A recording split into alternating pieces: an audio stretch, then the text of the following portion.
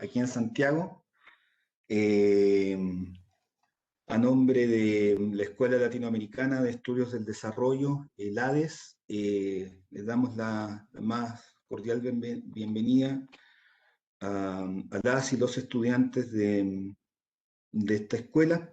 Es realmente un gusto para mí como miembro, profesor de esta escuela, compartir este espacio con ustedes para, para presentarles a nuestra colega Amparo Bravo. Amparo es actualmente investigadora de la División de Asuntos de Género de nuestra Comisión Económica para América Latina y el Caribe, la DAG por sus siglas, ¿no es cierto? Amparo es licenciada en Ciencias Económicas de la Universidad de Chile. Actualmente sus áreas de investigación dentro de la División de Asuntos de Género versan sobre la temática de la autonomía de las mujeres. Es uno de los temas centrales que ha venido desarrollando CEPAL en los temas de asuntos de género vinculados al desarrollo inclusivo. Las áreas específicas de interés, de investigación de Amparo se centran en diversos temas, tales como el trabajo doméstico y de cuidados, el uso del tiempo, estudios del desarrollo desde una perspectiva feminista, la feminización de la pobreza, así como también igualdades estructurales que rigen en mercados latinoamericanos, en los mercados laborales latinoamericanos, que tienen especial incidencia, digamos, en las condiciones y en la participación de las mujeres latinoamericanas y caribeñas. En esta ocasión, Amparo nos ofrecerá una presentación que se titula Avances y desafíos para la autonomía de las mujeres en América Latina y el Caribe. Tenemos contemplado unos 70 minutos de exposición por parte de de Amparo, para dar paso, ¿no es cierto?, a una ronda de comentarios y preguntas. Nuestra expositora, de todos modos, ha estado de acuerdo, no tiene problemas en que si hay alguna consulta o algún comentario durante su exposición puede ser atendida. Así que, sin más, los dejo con Amparo, con esta interesante presentación que es parte del trabajo sustantivo de la CEPAL y que concita un especial, digamos, interés por parte de nuestra escuela para ser abordada dentro de los contenidos que contemplamos en el conjunto de todo este programa. Así que, sin más, los dejo con Amparo. Amparo, adelante. Muchas gracias, Miguel. Bueno, sí, mi nombre es Amparo, como decía Miguel, trabajo en la División de Asuntos de Género de la CEPAL y la clase, exposición que tenemos preparada para hoy día de parte de la división es una especie de resumen de muchas cosas que hacemos en la división. Les voy a compartir la pantalla para que la puedan ver de inmediato. Pero quería recalcar el punto que sobre los comentarios durante la presentación. Por favor, siéntanse libres de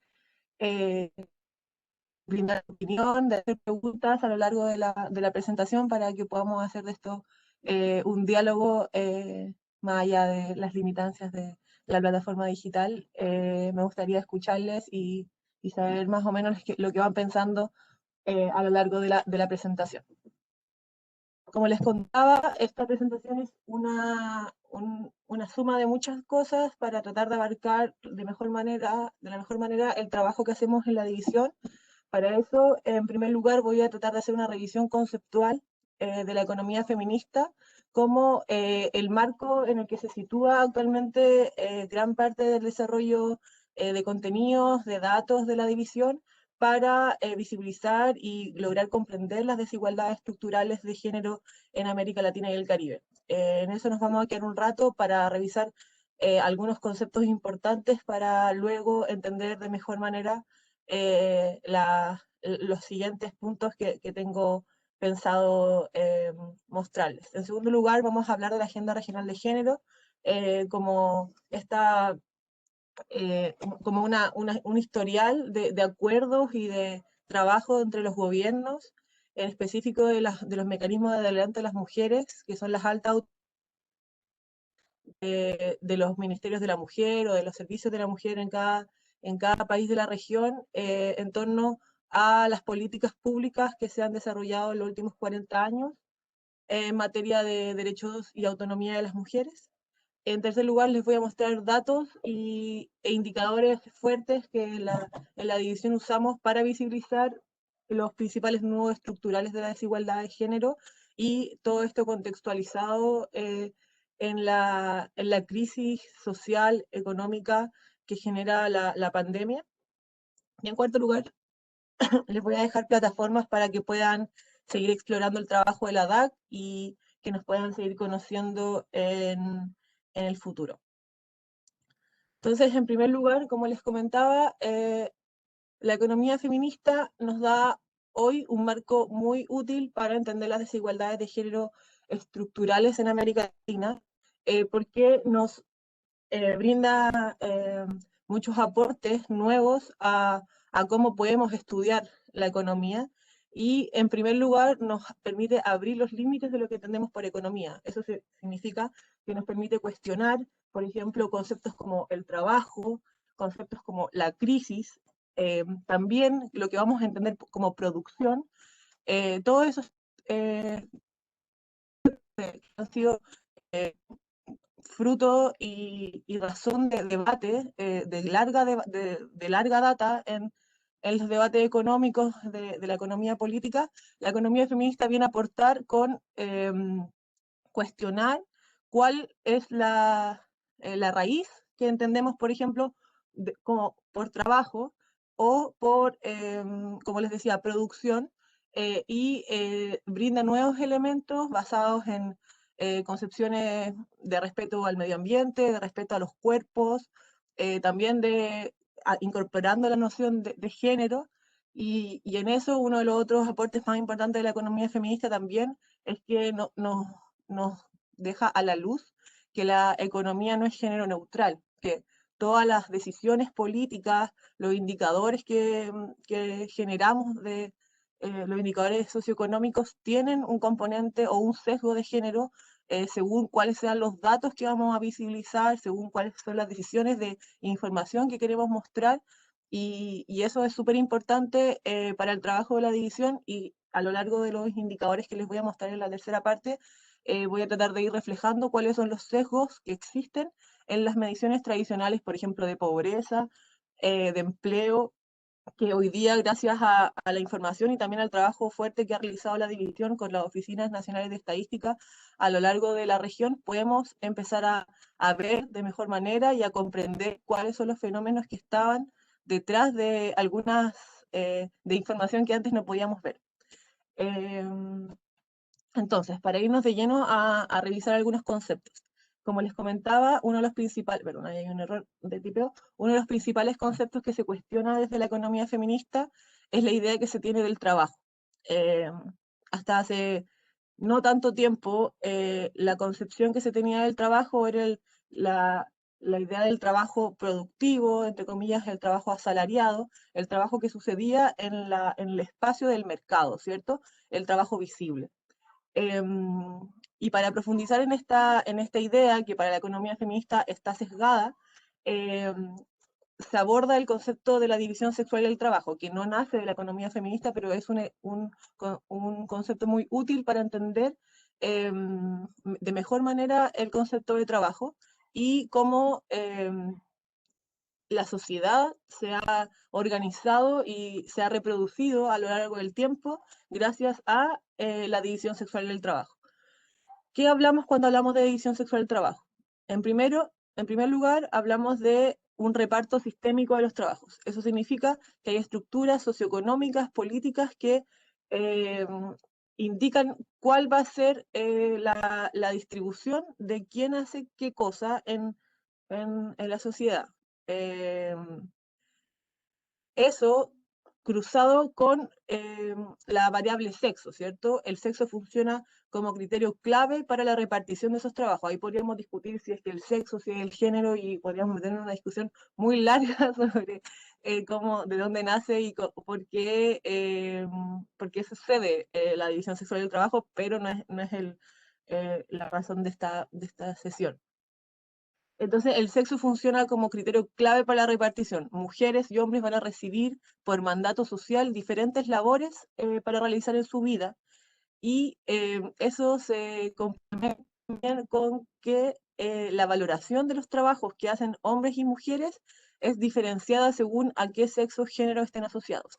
Y aquí vamos a tener que los trabajos asociados a las mujeres están socialmente menos valorados que los trabajos asociados a los hombres. Eh, Aquí está la división clásica que se hace en los feminismos de lo privado y lo público, que lo que está en lo público, como les decía, es lo que se visibiliza, lo que se valora, lo que se reconoce como productivo, y que generalmente es el mundo de los hombres. Esto también en un análisis muy binario de la sociedad, pero denme ese esa libertad, en el espacio de lo privado estarán las mujeres realizando trabajos no visibilizados, que no entran en las cuentas nacionales, que no son reconocidos como trabajo, pero que son estrictamente necesarios para la reproducción de la vida. Y aquí nos vamos al segundo concepto que les quería mostrar, que es el concepto de cuidados. Cuando hablamos de división sexual del trabajo y cuando hablamos de ampliar la idea del trabajo, los cuidados son un tema clave. Porque la economía feminista, los movimientos de mujeres, los feminismos en general, han venido reclamando hace mucho tiempo que cuidar es trabajar. Pero cuando hablamos de cuidados, ¿de qué hablamos? Porque muchas veces se habla, por ejemplo, de trabajo reproductivo, a veces se habla de trabajo doméstico y de cuidados. A mí en general me gusta hablar de trabajo de cuidados como en su concepción más amplia de la palabra, pero se suele no entender si que en la división hablamos de trabajo doméstico y de cuidados, haciendo hincapié en cada una de las dimensiones del trabajo de cuidados. Aquí les muestro un mapita, un poco resumen de lo que hablamos cuando hablamos de cuidados. Por un lado, tenemos los cuidados directos, lo que entendemos comúnmente como trabajo de cuidados, que sería cuidar a dependientes en el hogar, que pueden ser personas de la tercera edad, pueden ser personas en situación de discapacidad o menores que necesiten cuidados permanentes. Esos cuidados puede implicar llevar, traer a la gente a lugares a centros, por ejemplo, de salud, a centros de educación, puede ser apoyar con las tareas escolares, una serie de actividades relacionadas directamente a cuidar a otros y a permanentemente estar preocupada de que otro o otra esté bien. Esos cuidados pueden ser paralelos. A veces una persona, por ejemplo, puede estar cocinando, haciendo trabajo doméstico, sería en ese caso, y a la vez cuidando a un niño porque tiene que estar pendiente todo el rato, y eso después vamos a ver que en las encuestas del uso del tiempo se refleja a veces y a veces no, eh, visibilizando la carga que tienen muchas mujeres al interior de los hogares cuando tienen más de una actividad que implica cuidados y que implica uso de tiempo y preocupación. Pero bueno, para no irnos por las ramas, el segundo concepto que entra dentro de los cuidados es el trabajo doméstico, que también puede ser llamado cuidado indirecto o las precondiciones materiales para que se realice los cuidados directos.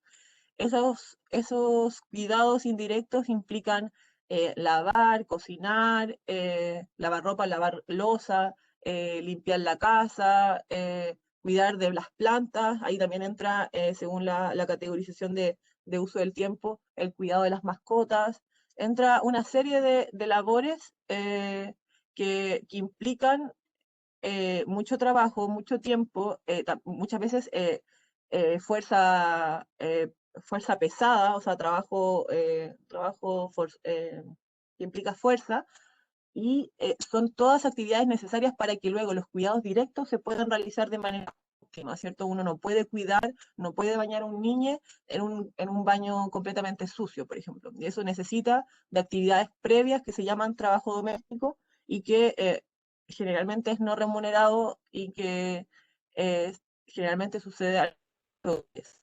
Y la tercera patita de este mapa son las tareas de gestión mental, que comúnmente son las más invisibilizadas, implica toda la, como dice su palabra, toda la gestión del cuidado, que las cosas, por ejemplo, que los alimentos estén comprados para ser consumidos en el hogar, que las cuentas estén pagadas, y que esas son labores que muchas veces, incluso cuando las mujeres no las desarrollan al interior de los hogares, o sea, por ejemplo, cuando las mujeres externalizan el trabajo doméstico y de cuidados a otros, o son, por ejemplo, una trabajadora doméstica la que realiza la mayor parte del trabajo doméstico y de cuidados en el hogar, sigue siendo ella la que gestiona y la que organiza todo ese cuidado al interior del hogar, y esa es una tarea que no se suele visibilizar y no se considera tampoco en las políticas de corresponsabilidad y de mejor gestión del tiempo de las personas en los países.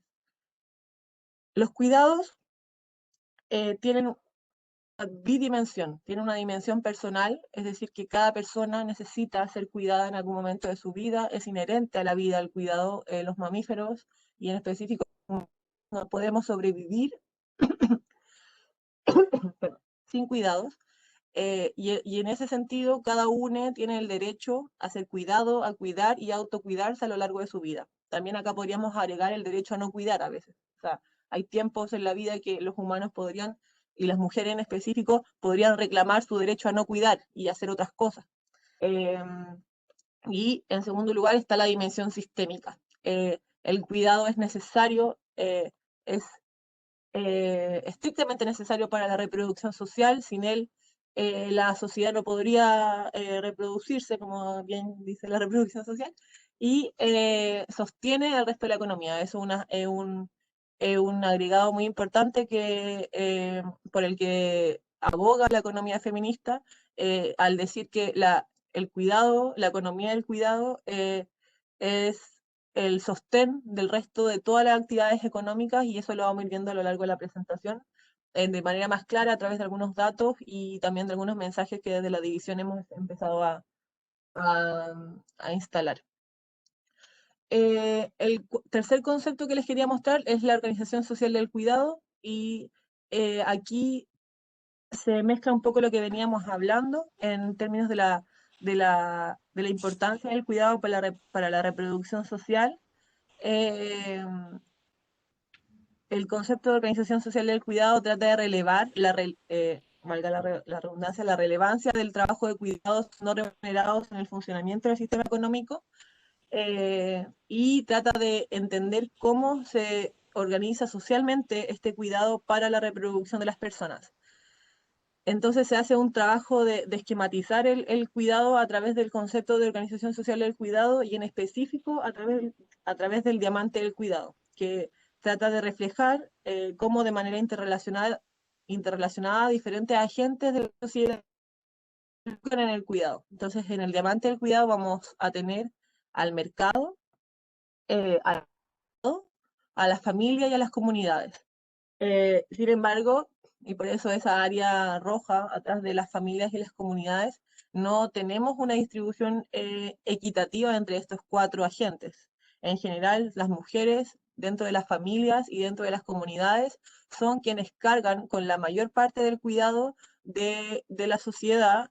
Son los hogares, al final, quienes son mandatados a hacerse cargo de las actividades esenciales para reproducir la vida, y se podría decir que el mercado y el Estado, de manera incipiente y a veces con malas interpretaciones de cómo se realiza el cuidado o cómo se ha realizado históricamente el cuidado al interior de los hogares, trata de, no sé, ir equilibrando esta ecuación, pero ahí surgen muchos problemas y que también las políticas de género y las políticas, por ejemplo, como les decía, de corresponsabilidad, o los sistemas generales de cuidado que últimamente se han venido discutiendo fuertemente en la región, empiezan a ser muy importantes para encontrar salidas a una mejor distribución entre estos cuatro, para dejar de cargarle esta responsabilidad a las familias y a las comunidades, cuando la verdad es que toda la sociedad se ve beneficiada de este cuidado y de la reproducción de las personas. No sé si había escuchado un ruidito, no sé si hay una pregunta por ahora. A ver acá. Heber. Ay, se me escapó. ¿Dónde está el chat? Aquí está. Perdón, ahí está. ¿Existen matices o rasgos distintivos en el caso de las mujeres rurales y los cuidados en relación con las mujeres en la ciudad? Eh, Muchas gracias por tu pregunta, Heber. Sí, totalmente.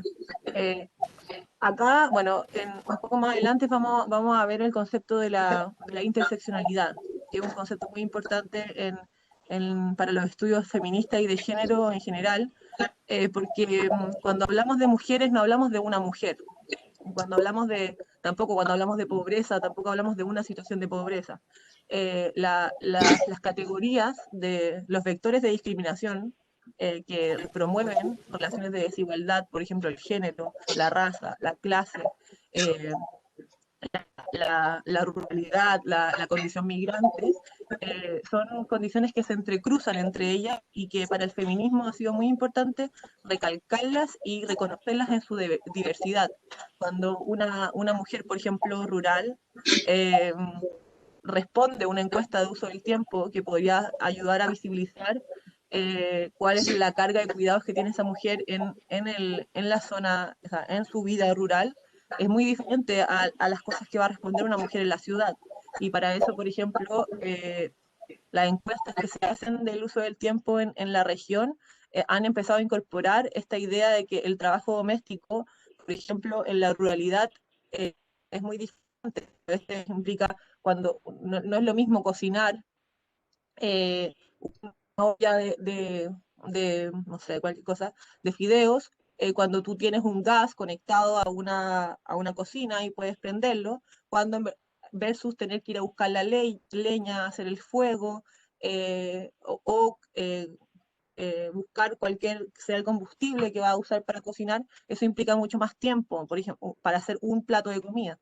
Entonces, esas nociones son muy importantes cuando hablamos de uso del tiempo, cuando hablamos de carga de cuidado. La perspectiva interseccional es crucial y eso es una de las dimensiones que, que desde la división se trata de recalcar con la limitancia que tienen los datos siempre en la zona rural, o por ejemplo la desagregación de afrodescendientes o de condición migrante que a veces tenemos en las bases de datos de los diferentes países. Pero sí o sí es un tema muy importante y muchas gracias por tu pregunta porque no lo había recalcado.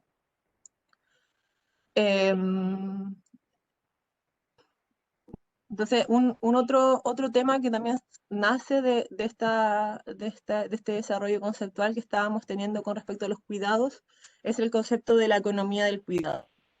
Y la economía del cuidado es un concepto que nos permite analizar los cuidados en su escala tanto micro, es decir, observando las labores fundamentales para la reproducción de la fuerza de trabajo que se realizan en el seno de los hogares y las comunidades. Eso es el trabajo doméstico y de cuidados no remunerados que se realiza en los hogares, pero también nos facilita el examen de las dinámicas de los cuidados situadas en los mercados y en el empleo, o en la prestación de servicios públicos.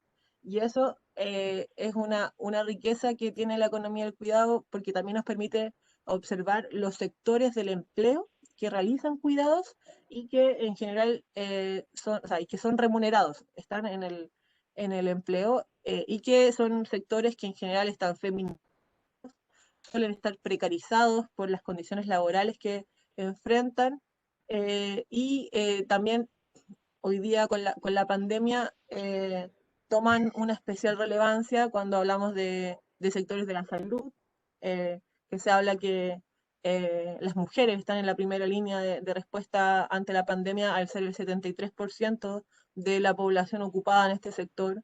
En la enseñanza también más del 70% son mujeres y también enfrentan dificultades muy grandes hoy día frente a la teleeducación y a todos los desafíos que pone la pandemia para continuar la enseñanza en un marco de derechos, de igualdad.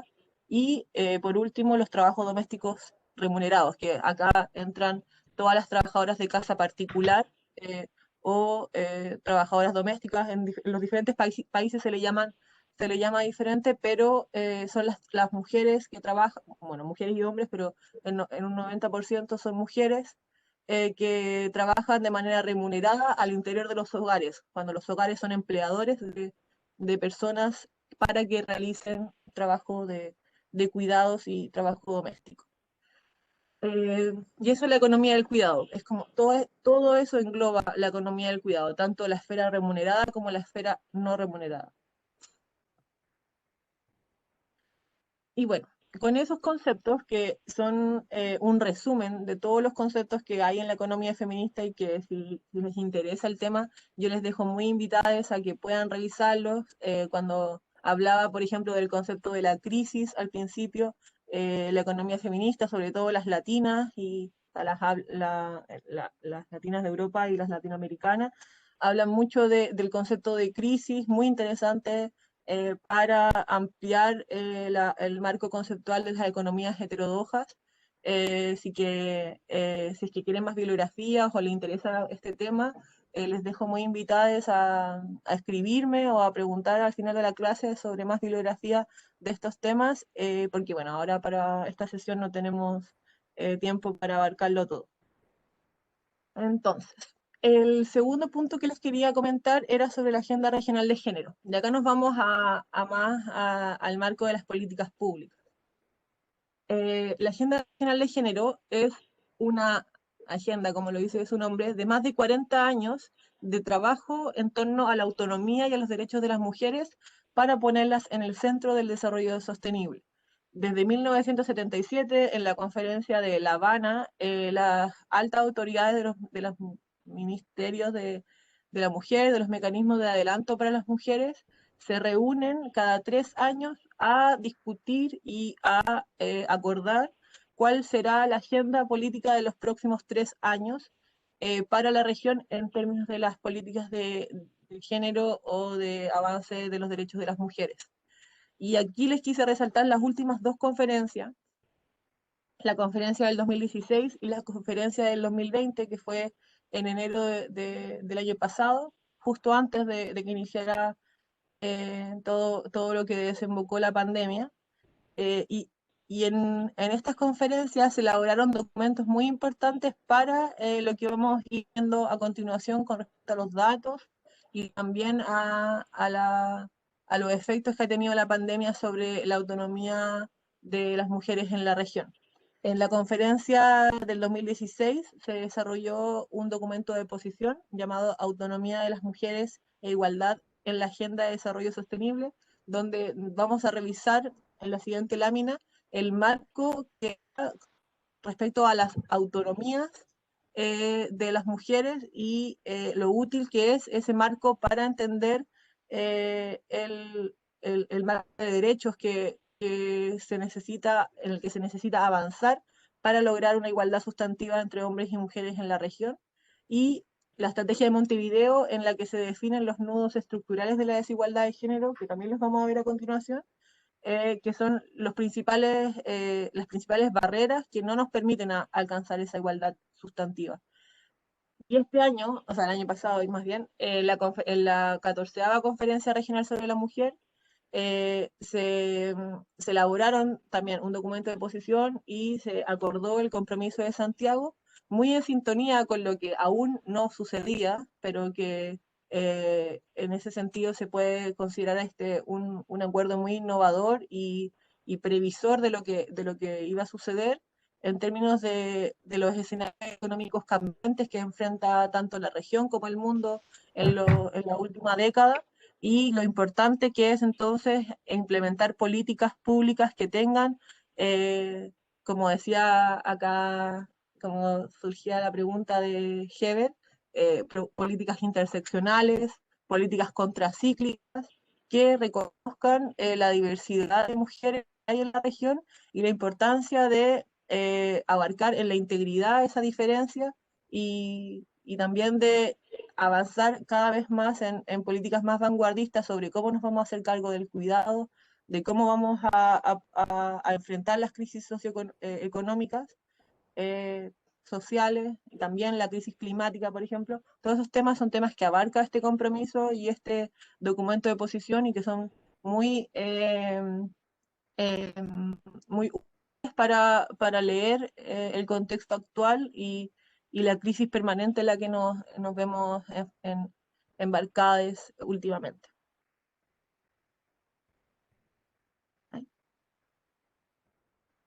Entonces, como les comentaba, estos documentos dan el marco conceptual de las autonomías. Como vemos en la gráfica de la derecha, eh, las autonomías se pueden dividir en tres, y aquí quiero detenerme un segundo en el concepto de autonomía, porque muchas veces se habla por ejemplo, la independencia o del empoderamiento. A nosotras en la división nos gusta hablar de autonomía porque es un concepto que integra de manera más integral la libertad y la concretización de los proyectos de vida de cada una de las mujeres y de cada una de las personas en su diversidad. Y el concepto de independencia a veces choca con la idea de que la verdad es que nadie es realmente independiente, ¿cierto? Que desde la economía feminista se plantea que la vida y los trabajos, las personas en general somos interdependientes. Entonces a mí me gusta mucho este concepto de autonomía porque también permite conversar con el concepto de interdependencia que plantea la economía feminista y es bien bonito. Eh, Acá Heber también pregunta si es que estas políticas consideran el tema de mujeres trans. Eh, la verdad es que yo creo que no con la profundidad que los desafíos de las diversidades y las disidencias sexuales eh, hoy día implican. Todavía la agenda de diversidad y de disidencia sexual no tiene la misma presencia que tienen los temas, por ejemplo, de las mujeres rurales, las mujeres afrodescendientes, pero sí o sí, cuando hablamos de interseccionalidad, hablamos también de diversidad sexual y eso está siempre incluido y considerado, pero al menos no con, por ejemplo, acuerdos específicos para la población LGTBIQ+.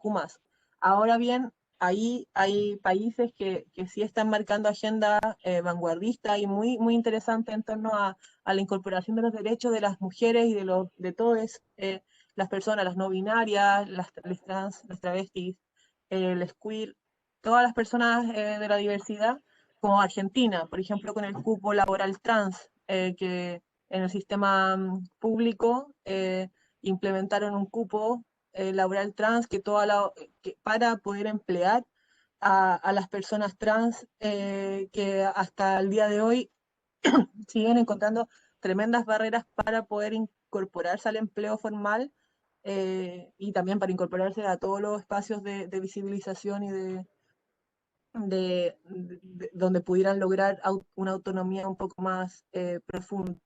Pero sí, el tema probablemente va a ser cada vez más importante en estos acuerdos, dado que los países también están haciendo sus propios avances y marcando la pauta de lo que se puede hacer en estos temas. Comentando sobre las autonomías, tenemos las tres autonomías. En primer lugar, la autonomía en las naciones, que implica todos los temas con respecto al acceso al poder y al acceso como dice su nombre, a la toma de decisiones, tanto en los gobiernos locales como en los parlamentos. También aquí se podría incorporar la participación de las mujeres en directorios de empresas, más en el mundo privado. Está todo el marco de las mujeres accediendo a espacios de poder y de toma de decisiones.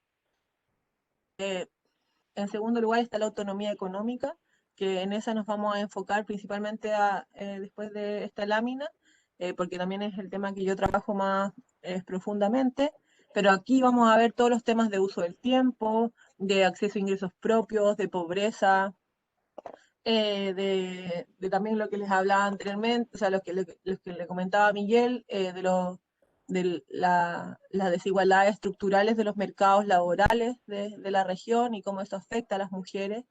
eh, y bueno, todos los temas relacionados a la percepción de ingresos, al trabajo y también al uso del tiempo. Tanto trabajo remunerado como trabajo no remunerado va a entrar en esta categoría de autonomía económica.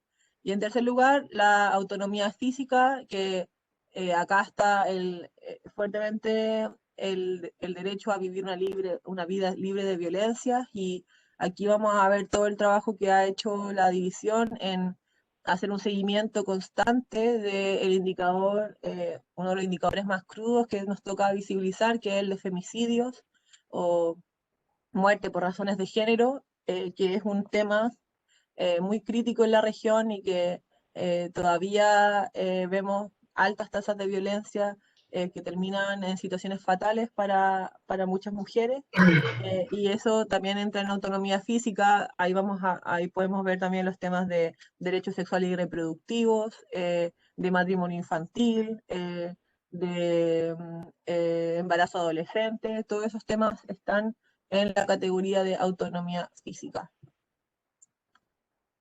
Y como les comentaba también, la estrategia de Montevideo nos da el marco para entender los nudos estructurales de la desigualdad de género de la región, y acá se hicieron 4 categorías de los grandes problemas que enfrenta la región de América Latina y el Caribe hoy día para alcanzar la igualdad sustantiva entre hombres y mujeres.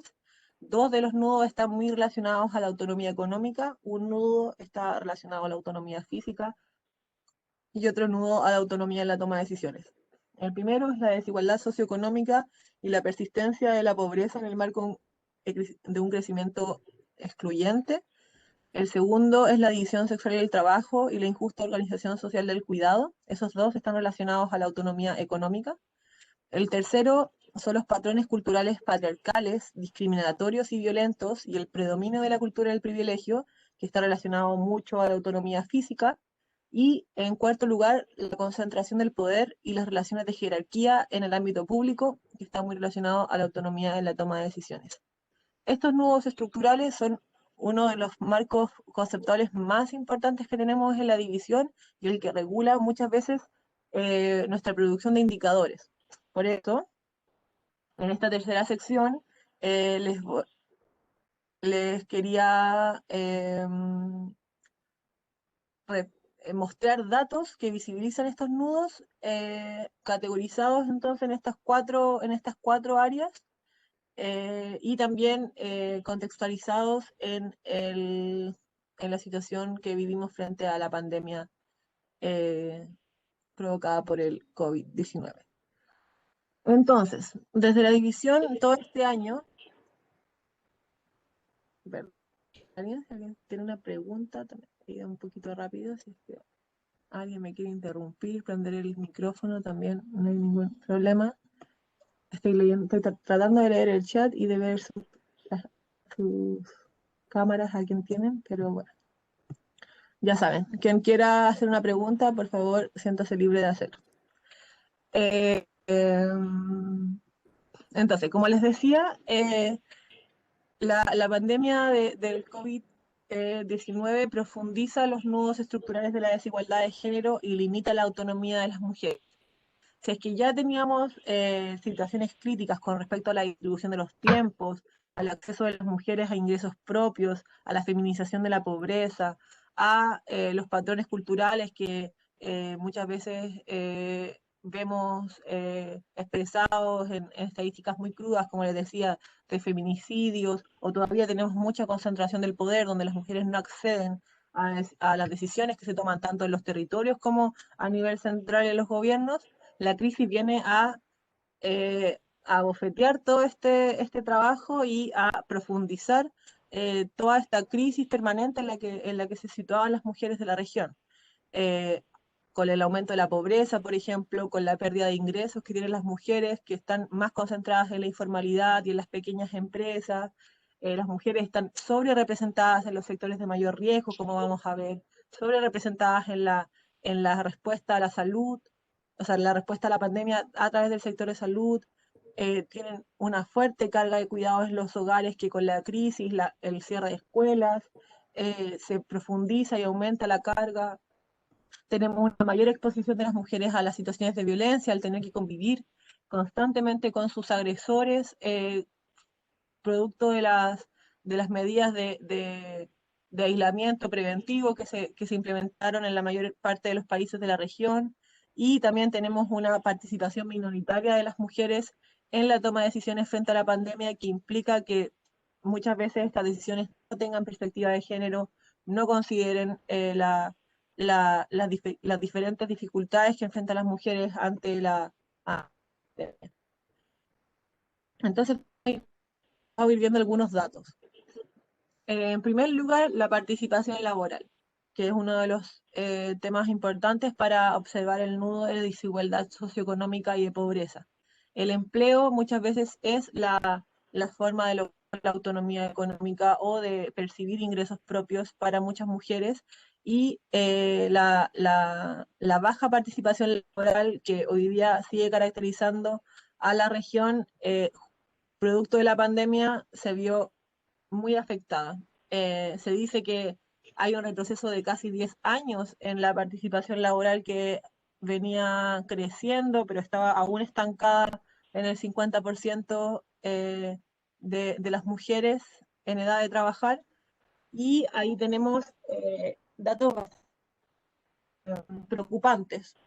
La tasa de desempleo para el 2020 para las mujeres alcanza un 12%, pero si nosotros ajustamos ese 12% con la eh, si no, si no hubiesen salido estas miles de mujeres del mercado laboral, la desocupación alcanzaría un 22,2%. Es decir, casi un cuarto, un quinto de las mujeres están desempleadas hoy día en la región. Y muchas de esas mujeres que salieron de la fuerza laboral y que no son consideradas en las mediciones de desempleo, probablemente lo hicieron por la carga del interior de los hogares y por la incapacidad de poder salir a trabajar, producto del cierre de escuelas, del cierre de servicios de cuidados de primera infancia, etc. Y esto es una situación muy crítica que hace una semana presentamos en nuestro informe especial número 9 de la CEPAL, relevando esta información que, bueno, al final les voy a dejar la bibliografía que usé para toda esta presentación, pero que van a poder este ajuste. Disculpa, Miguel. Cuando observamos tasa de desempleo con la participación laboral del 2020, esta llega a un 12%. Cuando vemos, si es que calculáramos esa misma eh, con la participación laboral del 2019, es decir, antes de que este 6% de mujeres, voy a agarrar no sé si puedo agarrar un puntero aquí, debería. Eh, Antes de que este 6% de mujeres se fuera del mercado laboral, la tasa de desempleo llegaría a un 22,2%, es decir, casi un quinto, un cuarto de las mujeres estarían desempleadas. Y eso es un fenómeno muy interesante, como les decía, porque muchas mujeres salieron del mercado laboral, probablemente por la carga de trabajo doméstico y de cuidados que ya no cubría ni el Estado ni el mercado producto de las cuarentenas, y muchas mujeres entonces están desempleadas y no percibiendo ingresos producto de estos movimientos. Ahora, no sé cómo salió de esta cosita desde la... Ahí está. Y esto es este dato que les muestro acá también es uno de una de las explicaciones al gráfico anterior.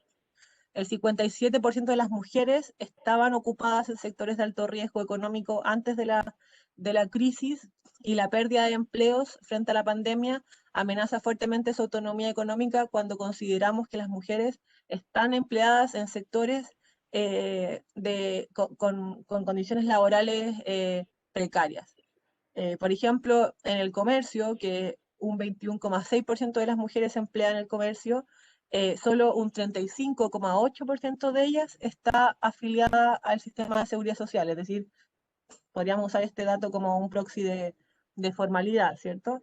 Un 41,1% trabaja por cuenta propia y un 69% está empleada en empresas de menos de 5 personas. Todos esos datos combinados nos entregan información de que son empleos muy precarios, muy vulnerables a la afectación de la crisis, y que probablemente a ir notándose en la información que nos van ofreciendo las Oficinas Nacionales de Estadística de los datos de la pandemia. Aquí me gustaría relevar este sector de los hogares como empleadores, que es el sector de las trabajadoras domésticas, que es una de cada 10 mujeres se emplea en ese sector en la región. Es muy importante para el empleo femenino, ya que está completamente feminizado ese sector, como les comentaba al principio. Un 91,5% de las personas empleadas en ese sector son mujeres, y solo un 24% está afiliada al sistema de seguridad social. Y ojo que es todo un promedio, porque en realidad hay países como Chile o como Uruguay, que tienen leyes de formalización del trabajo doméstico, donde la formalización se acerca al 50%, pero hay países que la formalización ni siquiera llega a este sector. Hay un 0% de formalización, o muy bajo de formalización, que alcanzan un 1, un 3%. Y esto se vio fuertemente reflejado en la pandemia. Se me olvidó poner el gráfico, pero los invito a ver el informe especial que publicamos la semana pasada, porque ahí publicamos datos de cómo la variación del empleo había afectado a estas mujeres, con caídas de alrededor de un 50% del empleo femenino en, en el servicio doméstico, es decir, una de cada 2 mujeres en este sector que está muy afectado también por las cuarentenas, porque es imposible realizar el trabajo, y que muchas tuvieron que dejar de trabajar en los periodos más estrictos de cuarentena. Y acá también en esta tabla vemos la concentración de las mujeres en la economía del cuidado. Ahí la Caro, les dejo el link al informe en el chat. Muchas gracias, Caro. Como les decía, este sector que está acá como en azulito es lo que hablábamos al principio. Todo esto que está acá es lo que hablábamos al principio como economía del cuidado. Están los hogares como empleadores, la enseñanza y la salud. Este sector concentra a un 27,9% de las mujeres empleadas en la región, y la CEPAL los identifica como sectores estratégicos para una recuperación transformadora, que ponga en el centro a la igualdad de género, y que pueda entonces construir un futuro con menores discriminaciones de los mercados laborales hacia las mujeres, con un mejoramiento de las condiciones laborales, y también con un privilegio de cuáles son los sectores que hoy día permiten que el sistema económico siga funcionando. O sea, la salud, la enseñanza son sectores muy importantes para la economía. Eso quedó fuertemente reflejado con la pandemia, y ese mensaje es muy importante que los gobiernos y la sociedad en su conjunto lo adopte, y empezamos a ponerlo en práctica. La crisis y la pérdida de empleo afecta fuertemente las tasas de pobreza. Como el empleo es una de las principales fuentes de percepción de ingreso, tanto para hombres, para mujeres, el aumento del desempleo va a afectar directamente las tasas de pobreza. En esta gráfica les mostramos la tasa de pobreza y de pobreza extrema proyectada para el 2020, y también el índice de feminidad de la pobreza. Eso es qué relación hay entre el número de personas mujeres y número de hombres pobres en la región. Que es una de las estrategias que ha tomado la división para tratar de contrarrestar los sesgos que existen en las mediciones de pobreza. Y aquí me quiero detener un segundo, porque cuando hablábamos de que la economía feminista releva la no neutralidad de la economía en general y de las mediciones socioeconómicas, la pobreza y la medición de la pobreza se vuelve muy importante, porque cuando medimos la pobreza solemos medirla de manera eh, por hogar. O sea, sumamos todos los ingresos del hogar y lo dividimos en el número de personas del hogar, asumiendo que la distribución de los ingresos del hogar es simétrica, que todas las personas reciben los mismos ingresos, cuando en verdad al interior de los hogares hay relaciones de poder, hay relaciones de desigualdad que a veces hacen que muchas mujeres, incluso cuando no estén en un hogar pobre, no tengan acceso a ingresos y no tengan autonomía económica, por ejemplo, para salir de situaciones que no son de su gusto o que si es que tuvieran ingresos pudieran cambiar su rumbo o su proyecto de vida. Entonces, por eso, en la visión calculamos este indicador, que es el indicador de ingresos propios.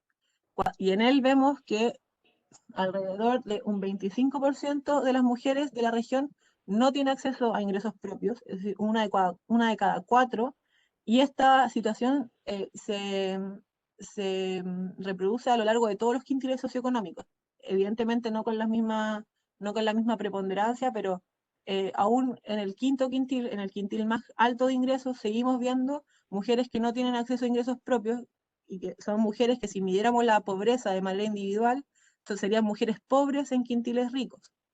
Y eso es muy importante porque la autonomía económica es una cuestión que se observa de manera individual y es importante ver que a veces las mediciones de pobreza no nos entregan el panorama completo de cuál es el acceso que están teniendo las mujeres a los ingresos y a la libertad y a igualdad en la región. Y aquí Y, nos vamos disculpe, a... ¿puedo hacer ¿Sí? una pregunta? Sí, por favor. Ante el gráfico de antes que hablaba de pobreza y con todos los países de la región, ¿y en qué medida van a actualizar la pobreza en esos años? Porque cada país tiene distintos salarios y distintas condiciones de vida que pueden alcanzar con un salario más bajo en países más pobres, pero ellos no están pobres si tienen todo lo que necesitan para vivir.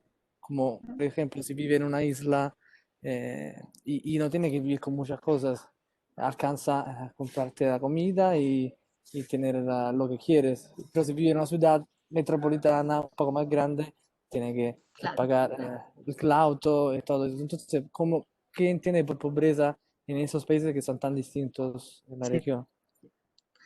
sí, ahí, Gracias. gracias Francesco.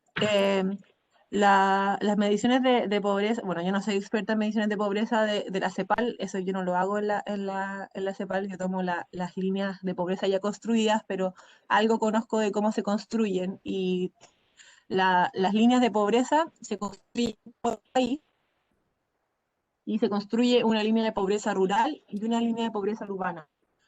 Cuando la línea urbana es más baja que la línea de pobreza perdón, la línea de pobreza rural es más baja que la línea de pobreza urbana. En general se considera que las personas necesitan menos ingresos en la zona rural para superar la pobreza que en la zona urbana. Y ahí hay un ajuste por lo que tú decías, que las personas en las zonas rurales suelen tener otro tipo de recursos que les permiten sobrellevar la pobreza diferente a como sucede en la zona urbana y también las condiciones de vida, o sea, conseguir condiciones de vida dignas es más caro en la ciudad que en la ruralidad. Entonces, por eso CEPAL hace una línea de pobreza para cada país, que es diferente, y ajustada por la zona en la que se encuentra cada persona. Eso es lo que podría contestarte así ya Gracias. de manera superficial. Bueno, si seguimos con el... Sí, disculpe, solo quisiera hacer también un comentario en el gráfico anterior, ¿Sí? porque me parece interesante el porcentaje que tenemos para Guatemala. Ahorita nosotros hicimos acá un estudio sobre violencia de género en Guatemala. Y una de las cosas interesantes que arrojaba el estudio es que de manera transversal, considerando niñas, adolescentes, mujeres, mujeres trans, encontramos que la violencia psicológica es una de las violencias que está generando trabas estructurales. ¿Y por qué lo menciono? Porque al final acá hablamos de la feminidad de hogares pobres. Entonces encontramos que la familia, en algunos casos, en el caso de Guatemala, está sirviendo como un perpetrador de violencia, que está generando relaciones de poder desde los hogares y que también está impidiendo que las mujeres tengan ese acceso, ese empoderamiento para poder entrar a los mercados laborales.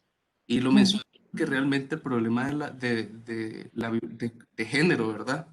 Realmente al evaluar indicadores económicos como este, nos va permitiendo ver que la profundidad del problema va más allá que lo que sea simplemente un tema económico, que es un tema incluso psicológico, de familia, tradicionalista, cultural.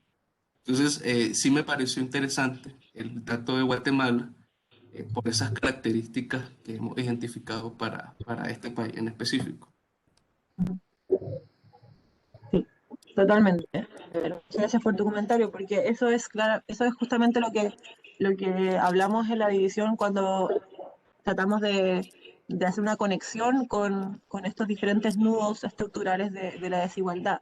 Eh, la desigualdad socioeconómica y la pobreza muchas veces genera implicancias directamente sobre mujeres que están en situaciones de violencia al interior de los hogares, y que claramente tal vez acceder a ingresos propios no va a ser la única salida o la única solución para salir de un círculo de violencia, porque como tú justamente indicas, hay relaciones de poder, hay otras dinámicas que se dan que no tienen necesariamente que ver solamente con la parte económica, pero efectivamente si es que una persona tiene recursos para tomar decisiones de mayor riesgo, probablemente va a tener una gama de opciones más libre que cuando no tenga ingresos propios. Eso es un hecho. Ahora, cómo eso impacta directamente sobre las tasas de violencia y sobre cuál es el nivel de violencia que enfrentan las mujeres al interior de los hogares, no es claro, porque no se podría hacer una relación directa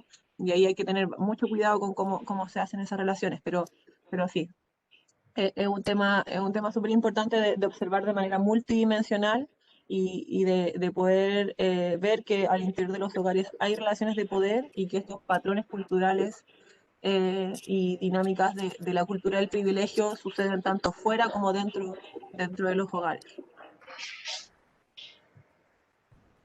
No sé si hay otra preguntita más o seguimos. ¿No? Por los comentarios.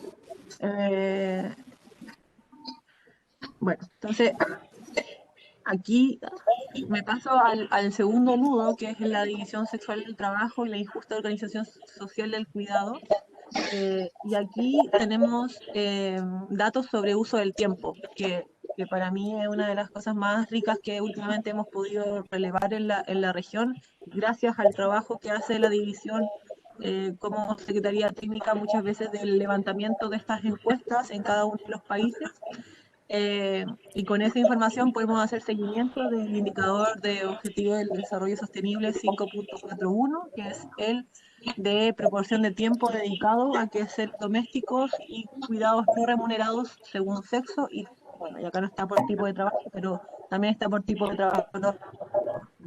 Diferenciado por trabajo doméstico y trabajo de cuidados. Pero acá lo puse juntito para no confundir más, porque es un indicador difícil de leer. De este indicador podemos concluir que las mujeres dedican hasta 1/3 de su tiempo al trabajo doméstico, mientras que los hombres solamente un 10%. Y ese dato también lo podemos observar por horas, en general, cuando vemos los tiempos totales de trabajo, las mujeres dedican 2/3 de su tiempo al trabajo, o sea, claro, de su tiempo de trabajo, 2/3 de su tiempo de trabajo al trabajo no remunerado, mientras que los hombres 1/3 de su tiempo lo dedican al trabajo remunerado. Y eso implica diferencias fuertes en cuál va a ser la percepción de ingresos y, y también la relación de poder que hay al interior del hogar en torno a esa percepción de ingresos. Hay un par de micrófonos prendidos por ahí, por si los pueden apagar, por favor. Muchas gracias. Y el diagnóstico y de cuidados hoy día también está siendo contabilizado en los sistemas de cuentas nacionales, no directamente a través de cuentas satélites que se llaman, que son ejercicios de valorización en torno a la producción nacional, y que en algunos países lo han hecho los organismos rectores de las cuentas nacionales, como en Colombia, en Costa Rica, en Ecuador, en México, y en otros países lo han hecho organismos o centros de estudios especializados en estos temas, pero en todos los casos vemos que el trabajo doméstico y de cuidados equivale a aproximadamente a un 20% del Producto Interno Bruto, es decir, más grande que cualquier otra actividad de las cuentas nacionales. No sé, por ejemplo, en Chile, que es el país que donde generalmente estoy más habituada porque soy chilena, el trabajo doméstico y de cuidados supera a los servicios financieros, supera a la extracción de minerales, supera al sector inmobiliario, a cualquier sector, está sobre ellos, y es un sector que no se visibiliza en las cuentas nacionales, y que este ejercicio lo hacemos para tratar de dar un mensaje, ¿cierto? Si es que el aporte que se hace es tan grande, ¿por qué entonces no se considera un trabajo o no se considera una actividad económica? Y otro dato importante de esta valorización es que las mujeres hacen aproximadamente un 70% de este aporte. Es decir, toda esta economía que está invisibilizada, que hablábamos en la primera parte de la sesión, hoy día tiene la oportunidad de ser mostrada, de ser contabilizada. Y Luciano, tienes el micrófono prendido por si acaso. Muchas gracias. Y hoy día tenemos la oportunidad de visibilizarlo y de verlo a través de los datos que nos brindan las encuestas de uso del tiempo. Y voy llegando a los últimos indicadores, que como les decía, esta parte iba a estar más enfocada en autonomía económica, pero aún así quise mostrar algunos indicadores de las otras autonomías y de los otros nudos. Acá tenemos datos sobre la concentración del poder. Sabemos que la participación de las mujeres sigue siendo muy no proporcional en los sectores o sea, en los espacios de toma de decisiones. Este indicador que tenemos acá es en los gobiernos locales, es decir, en la alcaldía y en las concejalías en cada uno de los países. Un indicador que hace seguimiento a una de mis compañeras que está acá conectada, la Caro. Y vemos que la proporción de escaños ocupados por mujeres en estos gobiernos en la mayoría de los países está bajo el 50%, a excepción de Bolivia y Antigua y Barbuda. Y esto también nos refleja la necesidad de avanzar en políticas de paridad y de inclusión de las mujeres a la participación política. Aquí uno de los grandes ejemplos que tenemos en el último tiempo es la paridad en el proceso constituyente que se está desarrollando en Chile, donde el organismo que va a redactar la nueva constitución va a ser completamente paritario, y esa política es una política muy ilustradora y vanguardista para la región, porque de esas hay pocas, para mejorar la balanza de la participación política entre hombres y mujeres, y que también ahí todavía nos queda el desafío, como también planteaba Ever, de cómo se incorporan también a las disidencias, a las mujeres de las zonas rurales. Hoy día también hay participación en este organismo de los pueblos originarios, pero pero también eso abre debates de cómo vamos equilibrando la participación política de los diferentes grupos que están subrepresentados hoy día en la toma de decisiones y que suelen estar invisibilizados por la participación de los hombres y de también de cierta clase social, cierta condición étnica, racial, etc. Y en último lugar, tenemos el indicador que les venía mencionando un par de veces, el de feminicidios. Este está clasificado en el cuarto nudo de patrones patriarcales, de patrones culturales patriarcales, discriminatorios y violentos, y el predominio de la cultura del privilegio. Este dato es claramente la expresión más dramática y extrema de esto y de lo doloroso que es la violencia de género en la región. Tenemos países donde las tasas de feminicidio son altísimas, como Honduras, El Salvador, República Dominicana, y donde anualmente tenemos que leer cifras muy dramáticas sobre cómo hoy día las mujeres siguen siendo asesinadas y violentadas por simplemente el hecho de ser mujeres. Y finalmente les quería dejar las plataformas para que puedan seguir revisando estos datos, los contenidos que les he presentado. En primer lugar está el Observatorio COVID, que tiene una pestaña de género, donde van a poder ver las políticas que se han tomado en áreas claves para la autonomía de las mujeres y la igualdad de género frente a la pandemia, tanto en violencia, en economía del cuidado, en generación de empleo, en protección social. Les dejé estas láminas, probablemente se las van a compartir, así que ahí les dejé el link, que lo pueden seguir. También les dejo el link al OIG, que es el Observatorio de Igualdad de Género, donde tenemos cargados todos los indicadores que tenemos también recursos de difusión, informes, estudios que pueden revisar con todas las temáticas que abordamos a lo largo de esta sesión. Y por último les dejo la biblioguía de la Agenda Regional de Género para quienes estén interesados en cuáles son las políticas y los acuerdos que se han ido realizando a lo largo de estos 40 años de agenda regional. Ustedes pueden entrar a la biblioguía y buscar por área temática, por ejemplo, si les interesa cuáles son los acuerdos en torno a cuidados, ustedes buscan cuidados y les van a salir todos los acuerdos en torno a eso, también en torno a violencia, etc. Pueden ir buscando ahí a quienes les interese más esta parte de acuerdos intergubernamentales y ese tipo de cosas.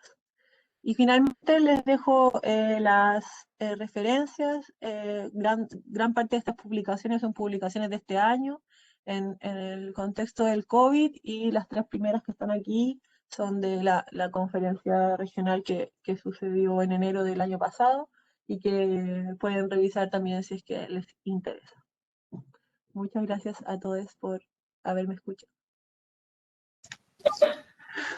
Muchas gracias, Amparo.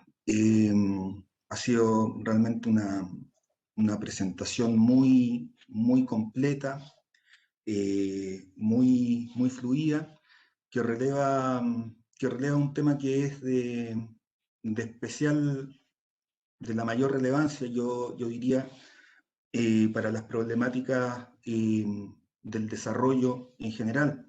Las teorías del desarrollo en el mundo, pero muy especialmente en América Latina, si bien tuvieron, digamos, la claridad de relevar los distintos patrones de desarrollo de un modo muy general, tuvo bastantes debes de sus diagnósticos.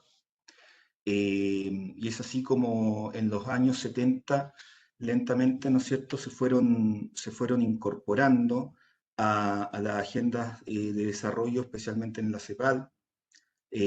Dos claros ejemplos de ellos son, por un lado, las temáticas medioambientales a comienzos de los 70, y hacia fines de los 70 en CEPAL, efectivamente, como has mencionado, el gran hito de la primera conferencia de la mujer, que dio paso a integrar plenamente la visión de los asuntos de género desde una perspectiva lo más transversal posible. Así que muchas gracias, es un un gran trabajo, y creo que además las lecturas que planteas a los estudiantes y al moderador de esta sesión son de gran utilidad. Quisiera entonces que abriéramos un momento, digamos, de discusión, de consultas, comentarios. Y digamos, ahora, estimados estudiantes y estudiantas, pues tienen toda la disponibilidad para hacerlo. Así que quedamos abiertos a las consultas para Amparo.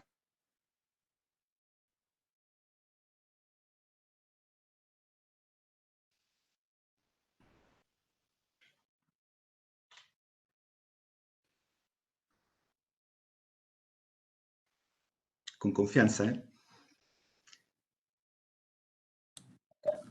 Sí, yo una pregunta quizás de estadísticas. Por ejemplo, se mostraba las tasas de feminicidios. En la división, ¿tienen algún indicador donde se visibilice la parte de violencia psicológica, considerando que es un tema que poco se está hablando en la región y que realmente sí tiene repercusiones más allá, ¿verdad? De lo que se cree, ¿verdad? Se desprestigia muchas veces la parte psicológica.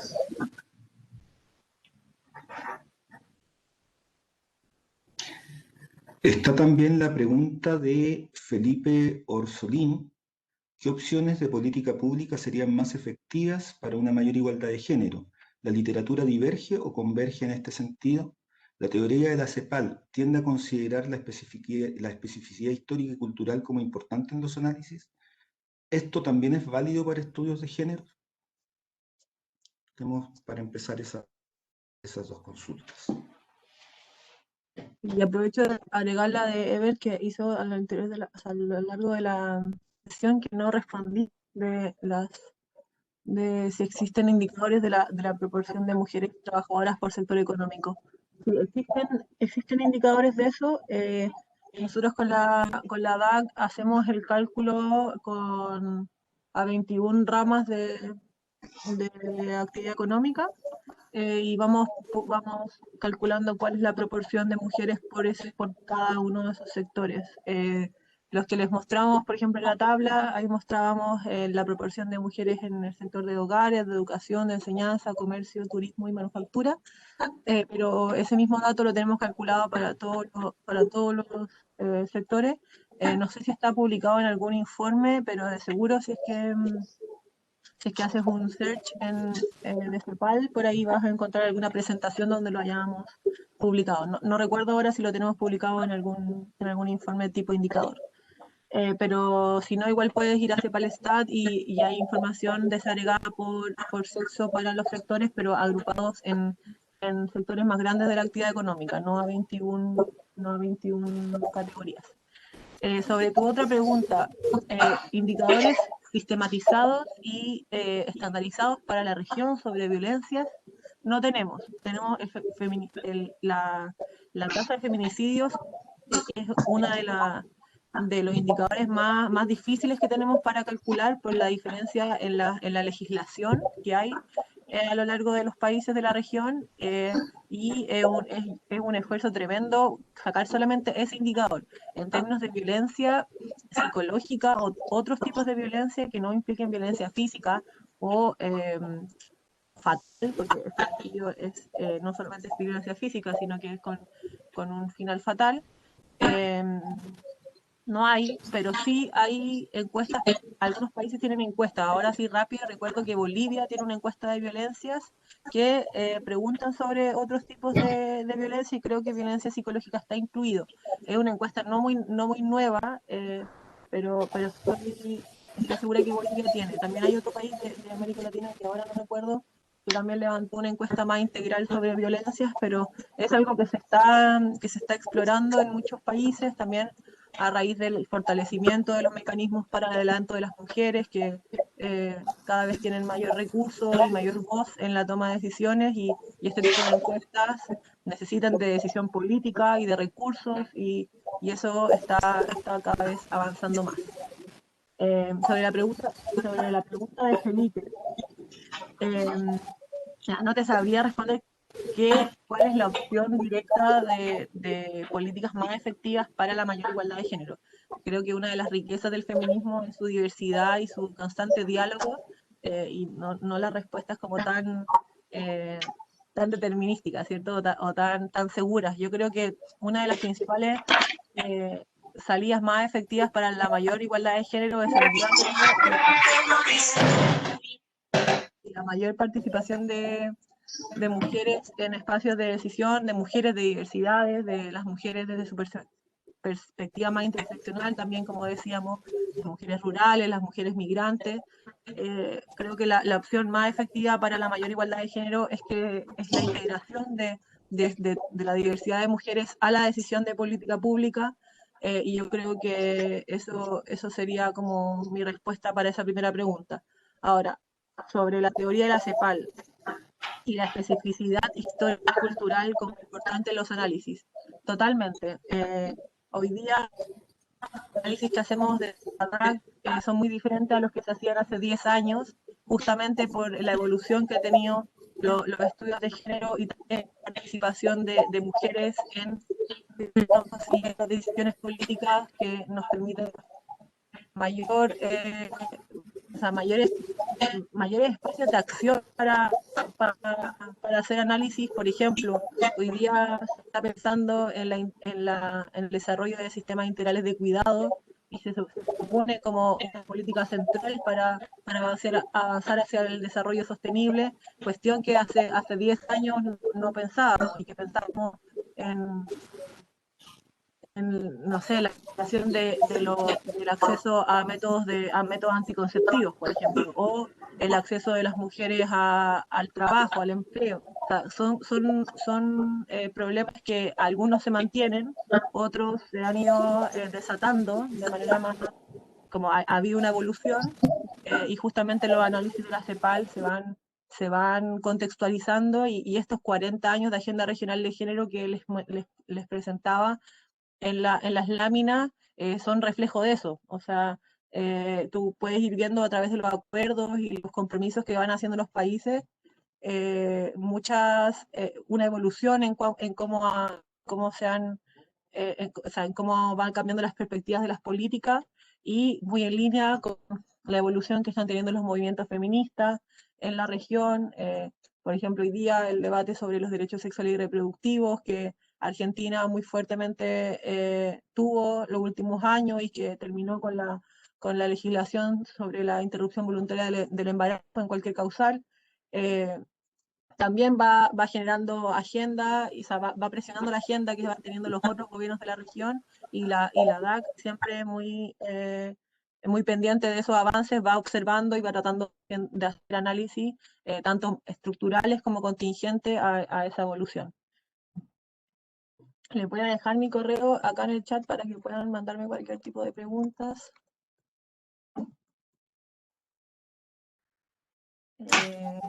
Pero sí, bueno, en todos los documentos que les dejé en las láminas, ustedes pueden revisar más profundamente cuál es el discurso y cuál es el más profundo en términos conceptuales de la DAG y de la CEPAL. Amparo, bueno, gracias por las consultas. Estamos atentos si hay un par más.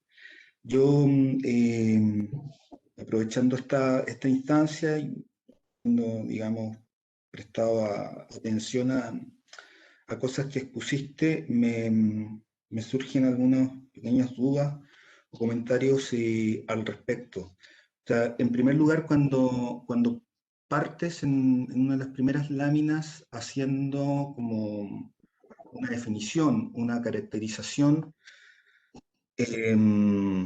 digamos, de los trabajos de cuidado claramente realizados, digamos, por mujeres, haces una caracterización, digamos, empleas, o la idea que me quedó es que esto parte de la base, digamos, de labores que se desarrollan en torno a un núcleo familiar, lo que conocemos habitualmente como un hogar. Las dinámicas sociales contemporáneas que observamos desde hace varias décadas es una tendencia hacia la conformación de lo que llamamos, ¿no es cierto?, hogares monoparentales. Estos hogares monoparentales, digamos, es básicamente la mujer al cuidado fundamentalmente de los hijos. Y eso evidentemente tiene una fuerte incidencia o es una fuerte limitante en la necesidad, ¿no es cierto?, de la mujer de compatibilizar labores en la producción, ¿no es cierto?, en el mercado con las labores de cuidado. Entonces, ahí hay una limitancia, digamos, a la participación en los mercados laborales, por un lado, pero por otro lado, una limitación al derecho propio al ejercicio, ¿no es cierto?, del uso del tiempo y fundamentalmente al tiempo dedicado a lo que podemos definir como el ocio en grandes términos. Entonces, tal vez una caracterización de cómo abordan estas composiciones parentales. Un segundo aspecto que me llamó la atención en uno de los cuadros que presentaste es que un 69% de las mujeres están empleadas, digamos, en emprendimientos de menos de 5 personas, o sea, básicamente lo que podríamos denominar como una microempresa, ¿no es cierto? Y en ese sentido, digamos, ¿cómo, cómo se abordan, digamos, tanto las problemáticas de trato salarial como de espacios laborales libres de distinto tipo de discriminaciones y violencia? Y un último puntito, tal vez un poco más peliagudo, es que América Latina viene enfrentando recientemente y va a enfrentar eh, distintos procesos electorales, dentro de los cuales creo que asistimos probablemente a la instalación de nuevos, de nuevos ciclos de corte, por así llamarlos, más progresistas, ¿no es cierto? Se asiste, digamos, a los años de estancamiento social, los últimos 5 años, y por la pandemia, una suerte de retroceso de gobiernos que han caracterizado especialmente a Sudamérica, que son de corte más conservador. En esta perspectiva, eh, advierto que muchas de las propuestas programáticas progresistas que se van a levantar en este nuevo ciclo que se abriría para América Latina,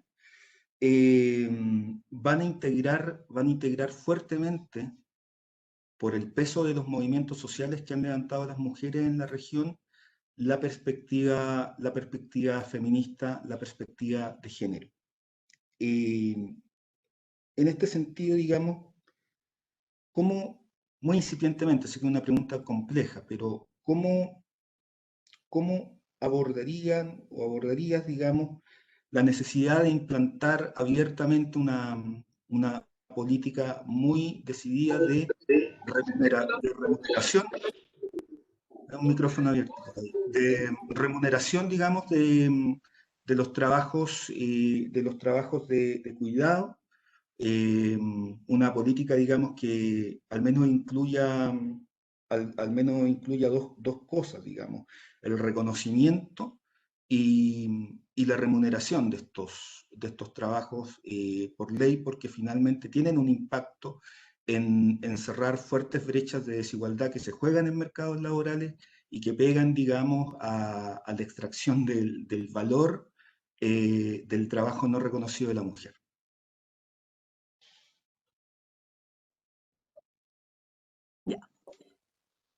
Sí, son grandes preguntas.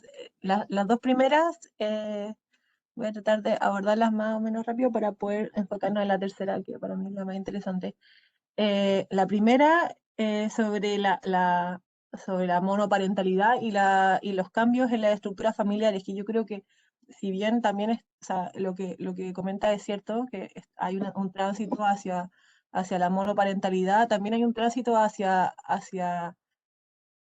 la desfamiliarización de la sociedad, o sea, la estructura familiar eh, heteropatriarcal, conformada por un hombre, una mujer, hijes, cada vez hace menos sentido, y las nuevas generaciones están generando nuevas relaciones de parentesco y nuevas relaciones de comunidad que van a empezar a subvertir fuertemente nuestra idea de familia y de cómo también los indicadores socioeconómicos pueden medir eso, ¿cierto? Porque todavía estamos muy en la lógica de medir la familia. Y en eso la monoparentalidad se vuelve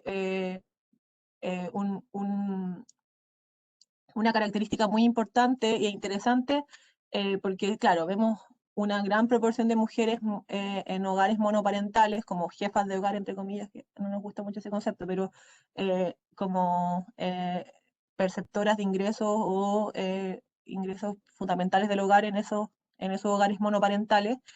Y son mujeres que enfrentan una serie de dificultades producto de la baja cobertura de protección social, producto de la falta de ingresos decentes o suficientes para superar la línea de pobreza, por la falta de acceso a vivienda digna, ¿cierto? Hay diferentes dimensiones que afectan a esas mujeres fuertemente y que hoy día, más que mantenerlas en el hogar cuidando, lo que las determina hacer es a muchas veces tener dobles o triples jornadas laborales, o sea, mujeres que tienen que salir a trabajar en la informalidad por las mañanas, por las tardes, y luego trabajar en su hogar por las noches, muchos trabajos, por ejemplo, de microempresarias o de fondos de capital semilla, como se llaman acá en Chile, donde las mujeres tienen en la mesa la máquina para coser y al lado a los niños comiendo la cazuela y después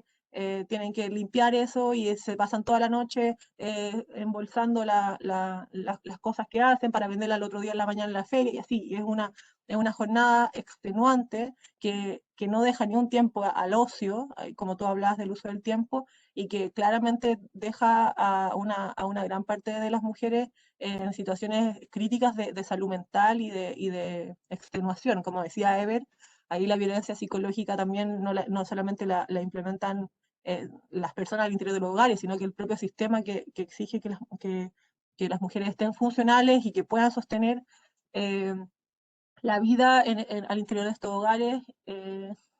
Y que ahí también hay mucho que discutir con respecto a cómo hay políticas que han fomentado esa misma extenuación al interior de los hogares monoparentales. Sobre la participación de las mujeres en empresas de menos de 5 personas, ese 69% era específicamente en el comercio. Y hay sectores que también se da ese porcentaje más o menos por ahí, por el 69-60%. Y yo creo que ahí surgen preguntas bien interesantes sobre de cómo mejorar las condiciones de empleo, pero yo creo que también abre la discusión sobre cuál van a ser los nuevos sectores donde vamos a incentivar el empleo femenino, porque hoy día tenemos a las mujeres muy concentradas en el comercio, en un sector de baja producción, de baja intensidad tecnológica, de bajos salarios, de malas condiciones laborales, ¿cierto? Cuando las vemos empleadas en la manufactura, por ejemplo, también las vemos empleadas en la manufactura de baja tecnología, en las maquilas en Centroamérica, no las vemos empleadas en las grandes automotoras o la producción de maquinaria pesada, no están en esos sectores que son sectores con mejores sueldos y mejores condiciones. Entonces, yo creo que ahí, y algo que la CEPAL viene diciendo hace un tiempo, tenemos que observar cuáles serán los sectores dinamizadores de empleo en el futuro, que generen mejores condiciones, por ejemplo, sectores digitalizados, sectores como economías verdes o economías en sintonía con la protección al medio ambiente, y también la misma economía del cuidado. La economía del cuidado hoy día se categoriza como un sector dinamizador para la CEPAL, y eso yo creo que es un punto bien importante sobre nuevos horizontes de generación de empleo, que ya dejen de estar concentrados en generar empleo en los servicios, por ejemplo, o en sectores precarizados solamente por generar empleo, y empiecen a poner el ojo en las condiciones de esos empleos y en qué trabajo y para qué desarrollo estamos generando empleo y estamos incorporando a las mujeres al mercado laboral. Y en tercer lugar, los procesos políticos que han existido en los últimos tiempos, sí, en América Latina yo creo que tienen una piedra angular, que es la participación de los movimientos feministas que han estado en auge completamente, y que hoy día van marcando también la agenda de cuáles son las demandas por mayor igualdad y mayor justicia en muchos países. Eso yo lo veo muy claramente acá en Chile, con todos los procesos que surgieron alrededor de la revuelta, estallido social de octubre del 2019. Las mujeres, los feminismos tomaron un protagonismo impresionante, para mí emocionante también, que efectivamente han marcado la pauta y han abierto espacios a concretizar avances. O sea, la paridad en el proceso constituyente fue algo que vino de la movilización feminista. Y bueno, si cruzamos la cordillera, como decíamos hace un rato, el movimiento feminista en Argentina fue el que impulsó la legislación del aborto en el país vecino, y creo que por ahí nos dan bastantes luces sobre cómo la movilización feminista y también las estrategias que tienen los movimientos feministas para instalar los temas en la agenda son cuestiones que tenemos que seguir recalcando, seguir eh, observando, porque efectivamente van a ser muy importantes en cuál van a ser las agendas progresistas de los próximos años. Y yo creo que ahí también hay cosas que podemos ya ir observando. Las demandas por sistemas integrales de cuidado, yo creo que una de las más importantes hoy día, las mujeres han venido hace mucho tiempo diciendo que el trabajo doméstico y de cuidados es trabajo y que se tiene que visibilizar. Y por ahí creo que hay debates muy grandes con respecto a, por ejemplo, cómo se remunera o cómo se va a, a dar un salario a ese trabajo. Yo por mi parte no lo tengo bien, no lo tengo discutido. La DAC tampoco siento que tenga una postura tan clara sobre eso. Y creo que hay movimientos hacia los sistemas integrales de cuidado que para mí son la interpretación más correcta que hemos visto en el último tiempo para poder resolver la injusta organización social del cuidado, porque por un lado reconoce y visibiliza este trabajo y por otro lado genera redes, un entramado de estrategias para poder abordar el cuidado sin la necesidad de remunerarlo o sin la necesidad de encasillar a las mujeres en ese mismo trabajo, que es una de las críticas que se hace desde los feminismos a remunerar el trabajo doméstico, que es que en la medida que se remunera, las mujeres se van a mantener en ese trabajo y nunca se van a poder salir de esa responsabilidad de la reproducción social. Hoy día se están pensando en sistemas integrales de cuidado en muchos países de la región de maneras muy interesantes. En Argentina, de nuevo, se está haciendo un mapeo territorial de los cuidados, es decir, que el Estado va a observar cómo se realizan los cuidados en los territorios para después relevar las estrategias, o sea, para poder conocer cuáles son las estrategias de cómo se ha realizado el cuidado en esos territorios, para después generar las políticas de cuidado en cada uno de esos territorios. O sea, es una forma de hacer política que para mí es estrictamente feminista, que es con participación política, con reconocimiento de que de que las experiencias situadas son importantes y que la política central, desde los gobiernos de las metrópolis, no pueden llegar a interpretar a los territorios cuáles son las necesidades de esas comunidades, sino que debe ser al revés y debe ser un proceso sinérgico. Y en eso algunos ministerios de la región que también han sido hoy día, en esos mismos ministerios están participando mujeres feministas de los movimientos que han estado levantando agenda desde la sociedad civil la mayor parte de su vida, y hoy día en los ministerios dan muchas luces y proponen políticas muy interesantes para abordar la crisis de los cuidados, que es uno de los temas para mí más importantes de estos tiempos, y que es necesario inventar y crear nuevas estrategias para enfrentarlo, porque las que teníamos hasta ahora no nos sirven y no nos hacen sentido. Así que yo creo que eso por ahora los movimientos feministas están dando muchas luces de cómo abordar estas políticas, y de seguro tenemos que seguir observándolas. Los procesos que se están dando en Colombia también, con el sistema distrital de cuidados en Bogotá. En México también hace poco se reconoció constitucionalmente los cuidados. En Chile están en primer trámite constitucional el debate del reconocimiento constitucional de los cuidados, y así, en todas partes se está discutiendo, y de seguro va a ir avanzando de manera bastante rápida en los próximos años. Muchísimas gracias, Amparo. Queda muy clara la respuesta a estas preguntas planteadas, te lo agradezco. Y no sé, muchachos, muchachas, si hay algunas otras consultas, una o dos más como para ir cerrando esta excelente presentación de Amparo.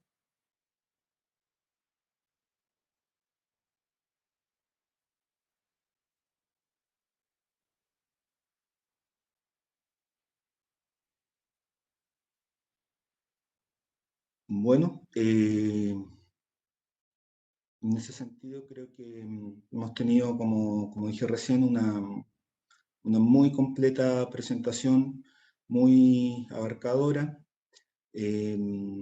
Amparo también nos ha ofrecido un excelente panorama de cómo está este debate en varios de nuestros países, más allá de los planteos de la CEPAL. Creo que nos quedamos con muy buenos elementos a partir de esta presentación y de los materiales sugeridos para nuestro propio estudio por parte de Amparo. Agradecerles nuevamente su presencia en esta conferencia. Queden atentos a lo que viene mañana. Entiendo que presenta Diego Sánchez Ancochea junto con Benedict Bull en temas de desigualdad. A disposición, tanto como lo ha manifestado Amparo, a mantener diálogo con usted respecto de las cosas que les presenté en su momento, así como, bueno, tal como lo ha ofrecido Amparo hoy día. Muchas gracias, Amparo, por la presentación. Muchas gracias a la DAC también por habernos ofrecido estos importantes y muy completos insumos. Que estén muy bien y quedamos atentos a lo que sigue de las actividades de ELADES. Muchas gracias a todos. Que estén muy bien. Gracias por la invitación. Que estén muy bien. Hasta luego.